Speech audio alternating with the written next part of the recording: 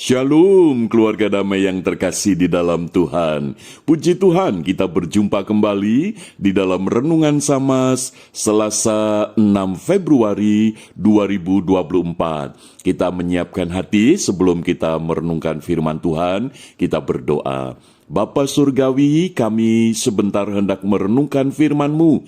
Kami bersyukur untuk kasih setia-Mu yang terus memeliharakan hidup kami. Di dalam nama Tuhan Yesus kami berdoa. Amin. Keluarga damai, tema yang akan kita renungkan bersama, perspektif kekristenan dalam dunia politik. Firman Tuhan terambil di dalam Injil Matius pasal 22 ayat 15 sampai dengan yang ke-22. Namun saya akan membacakan satu ayat saja sebagai dasar perenungan, yaitu di dalam ayat 21. Demikian, jawab mereka, gambar dan tulisan Kaisar. Lalu kata Yesus kepada mereka, berikanlah kepada Kaisar apa yang wajib kamu berikan kepada Kaisar, dan kepada Allah apa yang wajib kamu berikan kepada Allah. Demikian firman Tuhan. Keluarga damai, sebentar lagi kita akan pesta demokrasi, kita akan menjalankan pemilihan umum untuk memilih calon presiden dan wakil presiden bersama dengan DPR RI dan seterusnya. Keluarga damai, politik berasal dari bahasa Yunani, yaitu polis, yang artinya negara. Dalam arti yang luas, politik adalah suatu aktivitas yang dibuat, dipelihara, dan digunakan untuk masyarakat, untuk menegakkan peraturan yang ada di dalam masyarakat itu sendiri. Namun pada kenyataannya, secara khusus pada saat ini, secara umum politik memiliki konotasi yang negatif.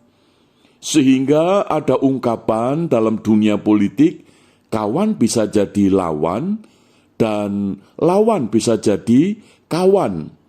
Dan kita bisa melihat bahwa di dalam dunia politik sekarang ini penuh dengan intrik dan taktik. Dan semuanya itu diupayakan hanya untuk mencapai kepentingan-kepentingan tertentu, baik secara pribadi maupun golongan. Sehingga di dalam dunia politik kita bisa melihat bagaimana manuver-manuver yang ada itu, yang sulit untuk ditebak. Dan kesemuanya itu hanya untuk kepentingan pribadi atau golongan tertentu saja. Sementara kecenderungannya itu adalah untuk menghalalkan segala cara. Nah, keluarga damai, kenyataan yang seperti ini memang kita bisa fahami sebab manusia sebagaimana dikatakan di dalam Roma 3 ayat 23, karena semua orang telah berbuat dosa dan telah kehilangan kemuliaan Allah.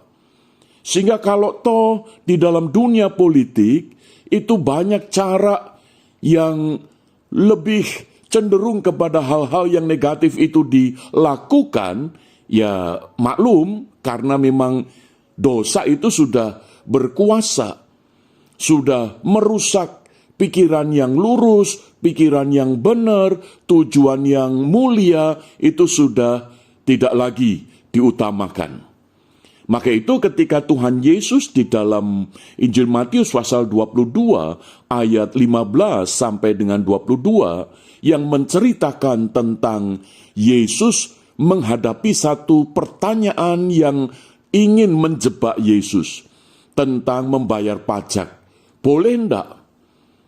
Persoalannya bukan masalah boleh atau tidak, tetapi dasarnya itu apa? Maka itu ketika Yesus menjawab mereka dengan meminta satu mata uang untuk ditunjukkan, maka Yesus bertanya, gambar siapakah yang ada di dalam uang ini? Sehingga mereka menjawab, gambar dan tulisan Kaisar. Sehingga pada saat itu Yesus langsung menegaskan, berikanlah kepada Kaisar apa yang wajib kamu berikan kepada Kaisar, dan kepada Allah apa yang wajib kamu berikan kepada Allah. Di dalam ungkapan ini Yesus ingin menegaskan bahwa Yesus tidak sedang anti politik. Tetapi yang Yesus ingin tegaskan adalah berhati-hatilah, bersikaplah secara proporsional, untuk tetap mendasarkan pada satu kebenaran, apakah ini berkenan kepada Allah atau tidak. Maka itu setiap orang Kristen yang mau masuk di dalam dunia politik memang tidak mudah, tantangannya itu banyak. Karena akan bertemu dan menghadapi bukan hanya orang-orang tetapi juga sistem. Sistem yang selama ini sudah terbentuk, selama ini yang sudah dijalankan secara umum itu lebih kepada kecenderungan menghalalkan cara untuk mencapai kepentingan sendiri, baik secara pribadi ataupun golongan. Maka itu keluarga damai, biarlah ketika nantinya kita ini akan masuk di dalam pesta demokrasi, yaitu kita menjalankan pemilu, biarlah kita mendasarkan akan iman kita di dalam firman Tuhan, supaya kita ini juga memiliki tanggung jawab untuk membangun bangsa ini, bangsa Indonesia yang kita kasihi, untuk menjadi bangsa yang berkenan kepada Tuhan. Maka itu marilah kita jangan menghilangkan atau membuang hak kita untuk memilih. Kita jangan sampai golput. Siapapun yang kita pilih, kita doakan.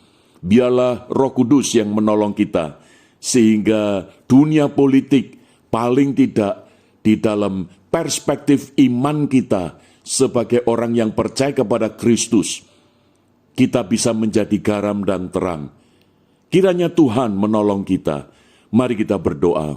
Bapa Surgawi, tolonglah kami di tengah dunia yang penuh dengan politik yang tidak sehat, yang tidak benar. Biarlah kami sebagai orang-orang yang percaya kepada Kristus boleh menjadi garam dan terang. Tolonglah kami ya Bapa, di dalam nama Tuhan Yesus kami berdoa. Amin.